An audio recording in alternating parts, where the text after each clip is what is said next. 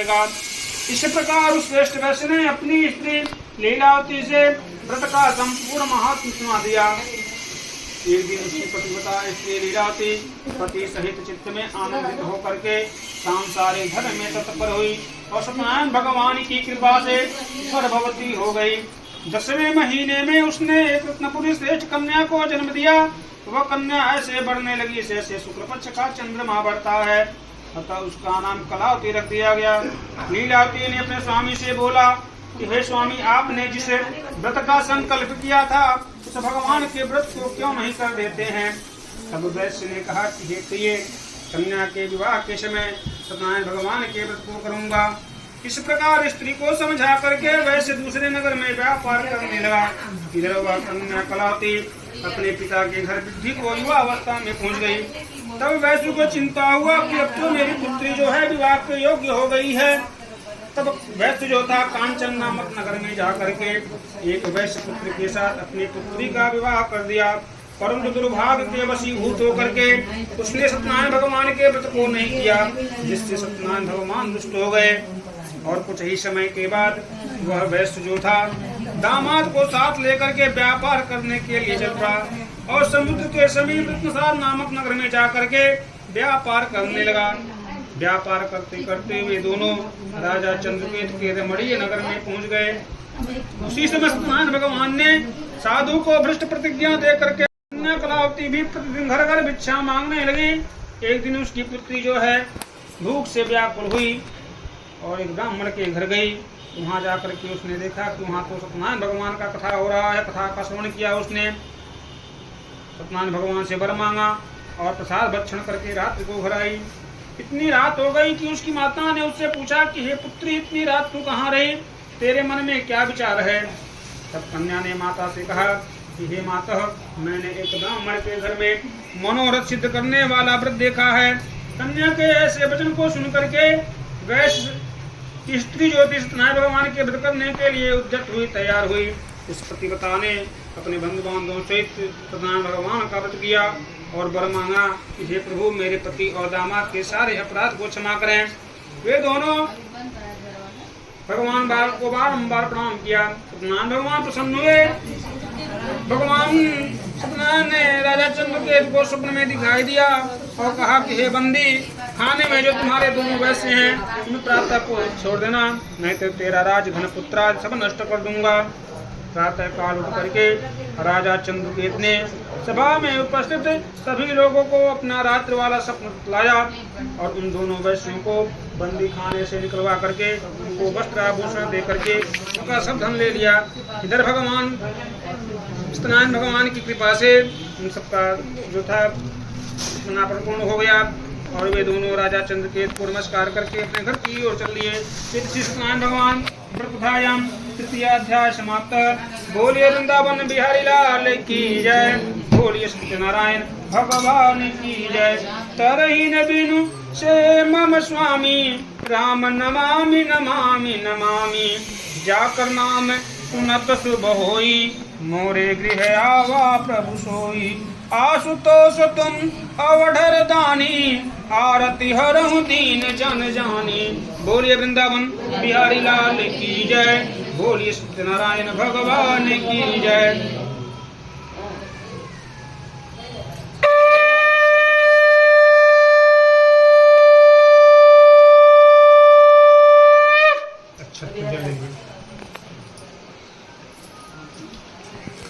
उवाच यात्रा तो कृतवान् साधुर्मंगलायन पूर्वकामः, ब्राह्मणेभ्यो धनं दत्त्वा तदात्तं नगरं य। क्रियादूरकदोषतु समीपतः सत्यनारायण तुदाराय सर्वो महाजनो मत्तहेल्या च प्रभस्वे। कथं प्रतिभो नन्दिमुद्यालयितुं कुरुते, यदा पत्रादिकं चैव वदते तरणं मम। निष्ठुरं च वचनं सत्यं भवते वचः।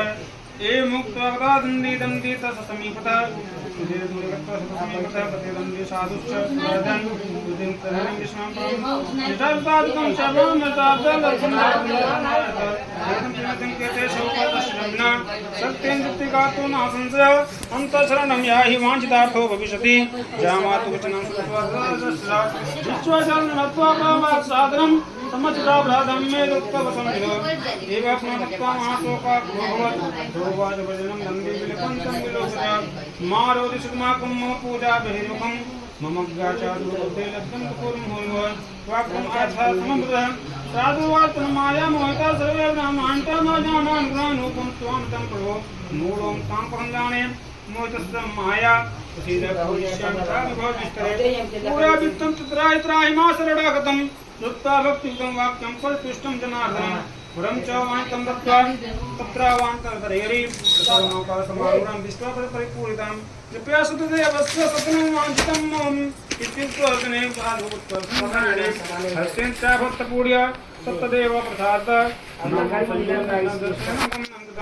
साधुजामातकाः पश्यरत्नी परमं दूतं च पेशमाश्रयं भूतो सोनगत्वा साधु भार्याभिलोक च भोगाच वाञ्छां मोक्षां नत्वा मन्दता भूतो जामातं को बड़िता तो महासवती सती सत्यपूजं तं कृत्वा योगातुं जापति वज्रां शीघ्रमागच्छं साधु दर्शनाय च इति मातृवचनं श्रुत्वा कृतकृत्वा समापचा प्रसादं च परित्यज्य तथा क्लाति कन्या न विलोक्यं निजं पति शोकेन महता तत्र दूतं च तद्दूत्वा धीष्टा च क्लाति कन्या नष्टं श्रावणं दुःखिता धीत्वा पादवस्तेन चाञ्च मनोरथे कन्या चरितं सच्चा सौभार्य सज्जनं बडिक अतिशोकेन सन्तचिन्त्या माधर्मिता हत्वा सत्यदेवो भ्रातोऽहं सत्यमाया सत्यपूजां करिष्यामि यथा विभवितरे इति सर्वं समारूढं कथयतु मनोरथं नत्वा च दण्डवतं भूमौ सत्यदेवः पुनः पुनः संस्तदित्वदेतानां परिपालकः जगादवचनं चैनं कृपया भक्तवत्सल एतद्यं प्रसादं तव कन्या च विदुष्टां तदवदिष्ट्वा कन्यारतु जाता दृष्ट्वा प्रसादं च भुक्त्वा संसारः लक्ष्यं जिष्णुं वात्वा विष्टति न संशय कन्यकादात् वाक्यं दत्त्वा पुनमण्डलात् क्षिप्तं कृत्वा प्रसादं च सत्पक्षनार्दे दकलाति कन्यायां जगाद्वितनं प्रति इदानीं च विहयामि कुलम्बरसुप्तनं पूजनं सतदेवस्य कृत्वा विधि विधान्ता धनबन्धुगणजामासहितोन्द्र पौढमासा च संक्रान्तो कृतवान् सतस्य पूजनं लोके सुखं भुक्त्वा चान्ते सप्तपुरमयो गुरुजी बोलते हैं कि वैष्णव ने मंगल चारण करके यात्रा को बड़ी प्रारंभ किया और ब्राह्मणों को धन दे करके अपने नगर की ओर चल दिया। वैश्य के थोड़ी दूर पहुंचने पर सत्यनारायण भगवान ने जिज्ञासा से पूछा कि हे साधु तेरी नाव में क्या भरा हुआ है। मनोरमत वैश्य ने हंस करके कहा कि हे दंडी आप क्यों पूछते हैं कि आप रुपया लेने की इच्छा करते हैं। हमारी नौका में लता पत्र अधिक भरे हुए हैं। भगवान ने ऐसे कठोर वचन सुन करके कहा कि तुम्हारा ही वचन सत्य हो। भगवान दंडी ऐसे कह करके तुरंत उसके पास से हट गए और कुछ दूर जा करके समुद्र के तीर पर बैठ गए। दंडी सन्यासी के चले जाने पर वैश्य ने संध्या आदि कर्म किया। तब नाव को ऊंची ऊंची देख करके अत्यंत विस्मय में पड़ गया। इसमें लता पत्र देख करके वो मूर्छित होकर के भूमि पर गिर पड़ा। जब वैश्य को चेत हुआ तो वह अत्यंत चिंता करने लगा। उस समय उसके दामाद ने कहा कि आप शोक न करें, भगवान दंडी ने ही श्राप दिया है, वह सब कुछ करने में समर्थ हैं। उन्हीं की शरण में चलें तो मनोरथ सिद्ध होगा। वैश्य दामाद के वचन को सुन करके भगवान दंडी के निकट गया। उनको देख करके भक्ति और भावना से व्याकुल हुआ और भगवान को बारंबार प्रणाम किया और रुदन करने लगा और कहा कि हे वैश्य ध्यान से सुनो। वैश्य स्तुति करने लगा और कहा कि हे प्रभु, जब आपकी माया से ब्रह्मादिक देवता भी मोहित होकर के आपके गुण और रूप को नहीं जान सके तो मैं तो एक साधारण आदमी हूँ, मनुष्य हूँ। मैं आपकी माया से मोहित होकर के कैसे जान सकता हूँ। आप मुझ शरणागत की रक्षा करें और मेरी नाव को धन से परिपूर्ण कर दें। ऐसे भक्तियुक्त वाणी को सुन करके जनार्दन भगवान विष्णु प्रसन्न हुए। मनोवांछित वरदान दे करके वहां से अंतर ध्यान हो गए। वैसे नाव के ऊपर चढ़ करके नाव को धन से भरा हुआ देखा। वैसे सत्यनारायण भगवान की कृपा से मनोरथ सफल हो गया। ऐसा बारंबार साथियों के साथ कहा और विधिवत भगवान का पूजन किया और अपने नगर की ओर चल दिया। जब वैसे अपने नगर के समीप ही पहुंचने वाला था तो अपने दूत से बोला कि हे दूत, घर पर जाकर के बताओ कि सेठ जी बहुत सा धन लेकर के और दामाद को साथ लेकर के नगर के समीप आ रहे हैं। दूत घर पर जाकर के बताता है कि सेठ जी दामाद को साथ लेकर के आ रहे हैं। दूत के मुख से ऐसी वाणी को सुन करके वह प्रतिव्रता स्त्री जो थी बड़ी प्रसन्नचित हुई। सत्यनारायण भगवान की पूजा से निवृत्त होकर के अपनी कन्या से बोली कि हे पुत्री, मैं शेर जी के दर्शन करने के लिए जाती हूँ, तू भी शीघ्रता से आ जाना। माता के ऐसे वचन को सुन करके चटपट व्रत को समाप्त करके प्रसाद का त्याग करके वह भी पति के दर्शन करने के लिए चल ली, जिससे सत्यनारायण भगवान रुष्ट हो गए और प्रतियुक्त नाव को धन सहित भगवान ने जल में डुबो दिया। कन्या कलावती तट पर जब पहुंचती है तो अपने पति के दर्शन नहीं कर पाती है और महाशोक से रुदन करती हुई भूमि पर गिर पड़ी। अलक्षित हुई नाव को और महादुखी हुई कन्या को देख करके वैश्य मन में अत्यंत भयभीत होकर के कहने लगा, यह क्या आश्चर्य हुआ। सारे मल्लाह भी चिंता करने लगे। लीलावती कन्या को दुखी देख करके अत्यंत व्याकुल होकर के रुदन करने लगी और बोली कि अभी देवता से कौन से देवता के प्रकोप से जो धरी नाव डूब गई, सत्यनारायण भगवान के महात्म्य को जानने की शक्ति किसमें है। यह कहकर के सज्जनों से अत्यंत विलाप करने लगी। लीलावती कन्या को गोद में उठा करके रुदन करने लगी और कलावती कन्या स्वामी के नष्ट होने पर अत्यंत दुखित होकर के उनकी खड़ाऊ लेकर के सती होने का मन में निश्चय कर लिया। कन्या के ऐसे चरित्र को देख करके धर्मवेत्ता वैश्य अपनी स्त्री सहित अत्यंत शोक से संतप्त होकर के चिंता करने लगे। या तो नाव को सत्यनारायण भगवान ने हर लिया या मैं सत्यनारायण भगवान की माया से मोहित हो रहा हूँ। मैं धन और विभाव के अनुसार सत्यनारायण भगवान का पूजन करूंगा। अपना यह मनोरथ सबको बुला करके सुनाया और बारंबार पृथ्वी पर दंड के समान गिर करके भगवान सत्यनारायण को प्रणाम किया। तब दीनों के पालन करने वाले भगवान प्रसन्न हुए। भक्तों के पालन करने वाले भगवान जो थे आकाशवाणी के द्वारा बोले कि हे साधु, तेरी कन्या जो है प्रसाद को छोड़ करके पति के दर्शन करने के लिए चली आई है, इसलिए तेरी कन्या का पति जो है अदृश्य हो गया है। यदि घर पर जाकर के प्रसाद भक्षण करके नदी के तट पर आए तो तेरी कन्या का पति अवश्य मिलेगा। आकाश मंडल से ऐसे अनुकूल वचन को सुन करके वैश्य की पुत्री जो थी घर पर गई, सत्यनारायण भगवान के प्रसाद को ग्रहण किया और जब नदी के तट पर आए तो अपने पति के दर्शन किए।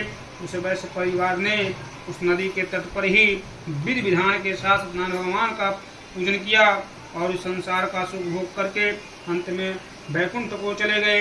इति श्री सत्यनारायण भगवान कथायाम चतुर्थाध्याय समाप्त। बोलिए वृंदावन बिहारी लाल की जय, बोलिए सत्यनारायण भगवान की जय। सो तुम जानो अंतरयामी पूर्वहु मोर मनोरथ स्वामी, जाकर नाम सुनत शुभ होई मोरे गृह आवा प्रभु सोई। कौन सो काज कठिन जग माही जो नहीं हो ही तात तुम पाई। बोलिए वृंदावन बिहारी लाल की जय, बोलिए सत्यनारायण भगवान की जय।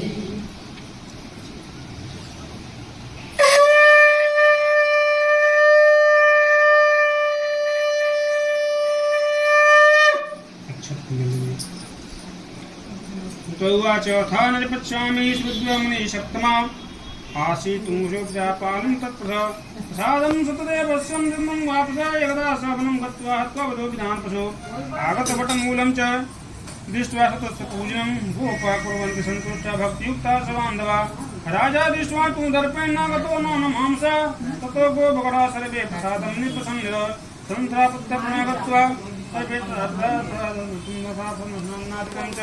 सतदेव तथर्नाष्टमो निशितं देवस्य पूजनं मनसा तु निश्चिन्तो गोपाल सन्निधौ ततो सतदेवस्य पूजां गोपणेश भक्ति सद्वान्ता भूत्वा शतायुधिना नृप सतदेव प्रसादेन धनपुत्राणितो भवत् ईलोके शुभं भुक्त्वा पश्चात् सत्यपुरं यो य इदं कुरुते सत्यव्रतं श्रोच्च कथां पुण्यां भक्तियुक्तां पवनं धनधान्यादिकं तस्य भवे सत्यप्रसादात् दरिद्रो लभते वित्तं बन्धो मोचेत बन्धनात् भीतोद्भयात् मोच्यते सत्यमेव न संशयः युक्तं च फलं भुक्त्वा चान्ते सत्यफलं भजेत् इति वा कथनं विद्वांसमारान्तम् एतद् सर्वदुःखेभ्यो मुक्तो भवति मानवः विशेषतः कलियुगे सत्यपूजां फलप्रदा केचित् कालपदिश्यन्ति सत्यमेव तमेव च सत्यनारायण केचित् सतदेव तथा पुरे नानारूपधरो भूत्वा सदेशादामद वसति पुरसत्यरूपी सनातना श्रीकृष्णार्कं रूपं सर्वेशादापदं य इदं प्रणित्यं सप्तमा तस्मसन्ति पापानि सतदेव प्रसादात्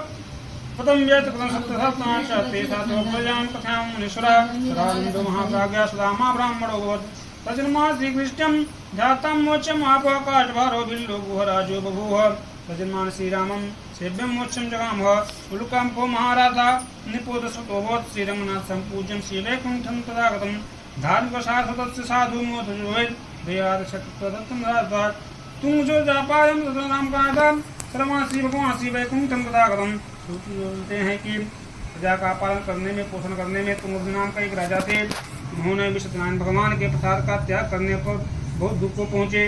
एक समय वन में गए और बहुत प्रकार के पशुओं को मार करके बरगद के नीचे बैठ करके देखा कि भक्ति भावना से जो ग्वाले हैं सत्यनारायण भगवान का पूजन कर रहे हैं। उसी समय राजा अपने अहंकार से न तो पूजन में सम्मिलित हुए न भगवान को प्रणाम किए। जब सब लोग सत्यनारायण भगवान के प्रसाद को राजा के निकट रख करके इष्टानुसार प्रसाद का भक्षण करने लगे, परंतु राजा उस प्रसाद का परित्याग करके अपने घर को चला आया, जिससे सत्यनारायण भगवान रुष्ट हो गए। उसके पुत्र तथा धन धान्य आदि जो संपन्नताएं थी सब नष्ट हो गए। तब राजा ने मन में यह विचार किया कि सत्यदेव ने ही मेरे धन और मेरे पुत्रों को नष्ट किया है, अतः वहीं चलना चाहिए जहाँ भगवान का पूजन हो रहा था। मन में ऐसा निश्चय करके वह ग्वालों के समीप गए। वहाँ भक्ति और श्रद्धा से ग्वालों के साथ उस राजा ने विधिपूर्वक सत्यनारायण भगवान का पूजन किया। वह सत्यदेव की कृपा से धन पुत्रादि से युक्त हुए और संसार का सुख भोग करके अंत में वैकुंठ को चले गए। जो मनुष्य परम दुर्लभ सत्यनारायण भगवान के व्रत को करता है और भक्ति युक्त होकर के फलदायिनी कथा को सुनता है, उसे सत्यनारायण भगवान की कृपा से धन धान्य की प्राप्ति होती है। दरिद्र जो होते हैं धन की प्राप्ति होती है, बंधन में बंधे होते हैं बंधन से छूट जाते हैं, जो भयभीत होते हैं भय से मुक्त हो जाते हैं, इसमें संदेह नहीं। व्रत करता श्रोता संसार में मनो अभिलाषी पदार्थों को भोग करके मृत्यु लोक के बाद सत्य लोक को जाते हैं। हे ब्राह्मणों, मैंने आपसे सत्यनारायण भगवान के व्रत का वर्णन सिद्ध किया है, जिसके करने से मनुष्य दुखों से मुक्त हो जाता है। सत्यनारायण भगवान की पूजा कलयुग में विशेष करके फलदायिनी है। भगवान के कई रूप हैं, कई नाम हैं। भगवान को कोई काल कहता है, कोई सत्य कहता है, कोई ईश कहता है, कोई सत्यनारायण कहता है, कोई सत्यदेव कहता है, कोई शिव कहता है, कोई विष्णु कहता है। यह अनेक रूप धारण करके सबकी इच्छाओं को परिपूर्ण करते हैं और कहते हैं जिन लोगों ने सत्यनारायण भगवान के व्रत किया है उनके दूसरे जन्मों का वृतांत बताता हूँ। सदानंद परम बुद्धिमान सुदामा नामक ब्राह्मण हुए, जिन्होंने श्री कृष्ण का ध्यान करके अपने जीवन को मोक्ष को प्राप्त कर लिए। लकड़हारा जो था बिल्ल था वह गोराज निषाद हुआ, जिसने रामचंद्र जी का भजन करके अपने जीवन को मोक्ष को प्राप्त कर लिया। मूर्ति राजा स्वामी हुए, जो रंगनाथ का पूजन करके इस संसार का सुख भोग करके अंत में वैकुंठ को चले गए। साधु नामक व्यस्त भी जो था सत्यपति मोधज नाम का राजा हुआ, जो आराम से स्त्री पुत्र द्वारा आधे शरीर को चीर करके अपने जीवन को मोक्ष प्राप्त कर लिया। इति सत्यनारायण भगवान कथायाम पंचम अध्याय समाप्त। बोलिए वृंदावन बिहारी लाल की जय, बोलिए सत्यनारायण भगवान की जय। देवी पूज पद कमल तुम्हारे, सुर नर मुनि सब हों सुखारे। मंगल भवन अमंगल हारी, उमा सहित जय जपत पुरारी। शंकर हो संकट के नाशक, विघ्न विनाशक मंगल कारक। बोलिए वृंदावन बिहारी लाल की जय, बोलिए सत्यनारायण भगवान की जय।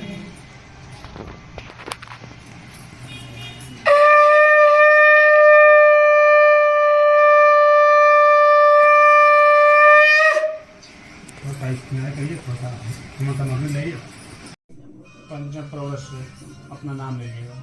श्रुति स्मृति पुराणोक्त फल प्राप्ति कामन्या, कायिक वाचिक मानसिक सांसारिक चतुर्विध पुरुषार्थ प्राप्त अर्थम च धन धान्य समृद्ध अर्थम पुत्र पौत्रादि अन्न विच्छिन्न सत संगति शत्रु पराजय पूर्वकम बहु इत्यादि अनेकानेक अभ्युदय फल प्राप्त अर्थम च यथाशक्ति यथाभक्ति अनुसारेण द्रव्य दक्षिणा सहितम नित्य हवन अहम करिष्यामि।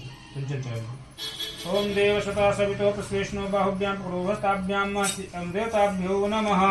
अच्छा छोड़िए, अच्छा छोड़िए। हाँ अशन्नमि मदंत हरावत्या धूपतः अस्तोकत्वान्वे विक्रान विश्यामत जानेन्द्र ते हरिः। हम कर दो हल्दी मिक्स ओम ताम गंधर्वां मखन सत्वां मिंद सत्वां विहरन्ति हाँ नीचे नीचे अभी संपरिपात विशतः फूल फूल नीचे ओ कदे प्रतिमध्वं पुष्पवते पशुवरे अश्वाय विशत्वरे बिल्लूदा पार्ष्णव दुबा दुबा ओम कांडात प्रवन्ति परुखा परुखस्परि एवा नो द्रव्ये तमसा सतेन च बिलपत्र त्रिदलं तुराकारं त्रिनेत्रं च त्रिधायितं त्रिजन्म पापसंहारं बिलपत्रं शिव अर्पणं बिलपत्रां समर्पयामि श्री अग्निपुरुषाय नमः। धूप है क्या थोड़ा सा धूपबत्ती है डाल दीजिए आधा डाल दीजिए नाभ्या उदर ओम नाभ्याया शीरंदरि सुगम सुप्रौदौ समवर्ता प्रभ्यां भूमिर्षादोता था लोकान कल्पयन्नः एक के रस लिए जीवन का नहीं फोटो में थोड़ा लग इस पे बैठा हो जाए एक बना दे कान जो